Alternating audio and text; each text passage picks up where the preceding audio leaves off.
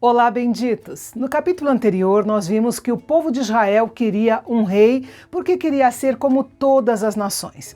Embora não fosse o plano de Deus para eles naquele momento, ele consentiu que Samuel cumprisse o desejo dos seus corações, deixando bem claro que eles teriam de lidar com as consequências da sua escolha.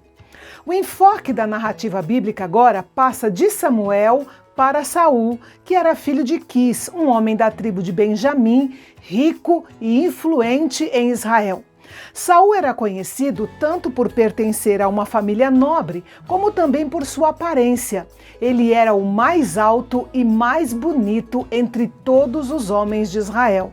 E uma informação interessante aqui é que o nome de Saulo é a versão grega do nome de Saul, em hebraico. Então, Saulo e Saul são o mesmo nome, sendo Saulo em grego e Saul em hebraico.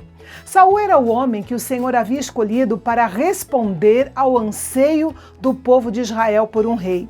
E Deus usou uma circunstância inusitada para levar Saul ao encontro do profeta Samuel. É curioso perceber que Saul não conhecia Samuel. Ele morava em Gibeá e Samuel morava em Ramá. Apenas 8 quilômetros os separavam e Saul desconhecia completamente a pessoa de Samuel, o líder espiritual de Israel.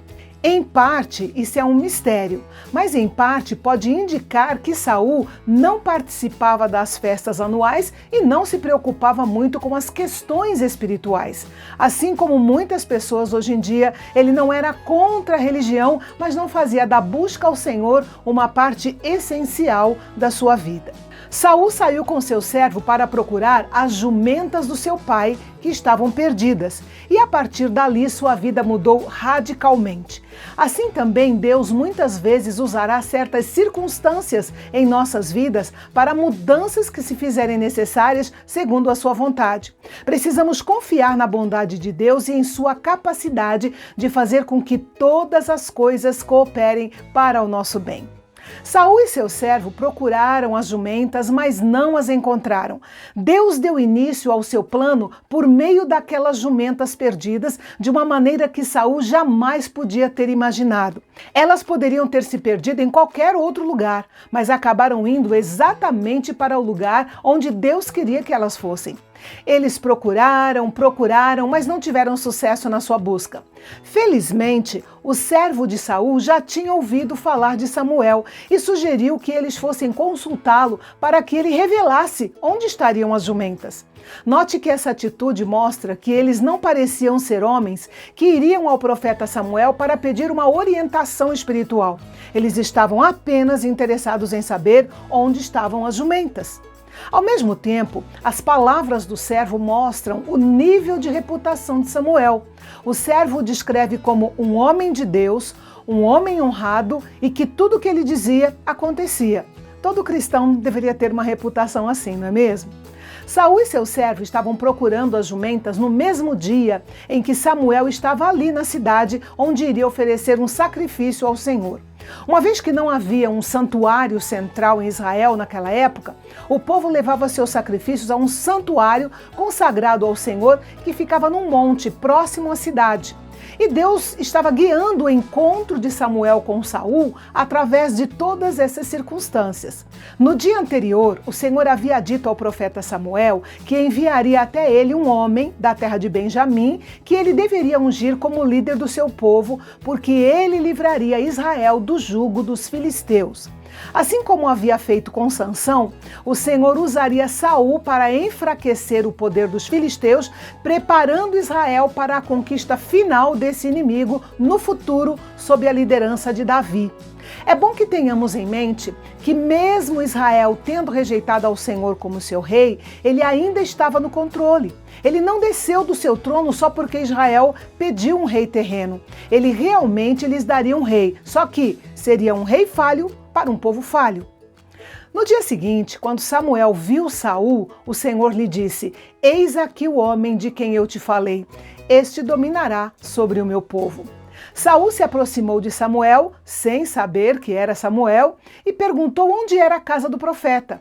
E deve ter ficado surpreso quando Samuel se identificou como sendo ele mesmo o profeta e convidou ele e o seu servo para jantar e ficar com ele até o dia seguinte, porque tinha uma mensagem de Deus para ele, para Saul. E que ele não se preocupasse com as jumentas do seu pai, pois já tinham sido encontradas. Depois Samuel insinuou qual seria o destino de Saul, dizendo que todo o desejo de Israel estava concentrado nele, pois a nação inteira queria ter um rei. Saul não entendeu o que Samuel estava dizendo, mas tudo seria explicado para ele no dia seguinte. Samuel ignorou a fala autodepreciativa de Saul, acompanhou ele e o seu servo à sala onde seria servido o jantar e fez com que eles se assentassem à mesa num lugar de honra. De acordo com o costume daquele tempo, a disposição dos assentos nas refeições tinha um protocolo especial. O assento de honra ficava sempre de um lado específico, ao lado do anfitrião. Foi uma grande honra estar sentado ali, ao lado do profeta Samuel. Quando foi servir o jantar, o cozinheiro deu a Saul uma porção especial, que, segundo o costume da época, era entregue àquele a quem o anfitrião quisesse homenagear. Saul foi especialmente homenageado naquela noite. Depois do banquete, Saul voltou com Samuel para sua casa e lá tiveram uma longa conversa, durante a qual Samuel explicou a Saul os acontecimentos que haviam levado àquele encontro. No dia seguinte, antes do nascer do sol, eles se levantaram e Samuel acompanhou Saul e seu servo até a saída da cidade. Então Samuel disse a Saul que ordenasse ao seu servo que fosse na frente. E quando o servo se distanciou, Samuel disse a Saul que tinha uma palavra da parte de Deus para lhe dar. E agora? O que será que Samuel tinha para falar a Saul que ninguém podia ouvir? Saul estaria pronto e convencido de que era a pessoa escolhida por Deus para ser o rei de Israel? O desfecho desse episódio você terá amanhã, aqui no canal Bendito, onde a teologia é para todos.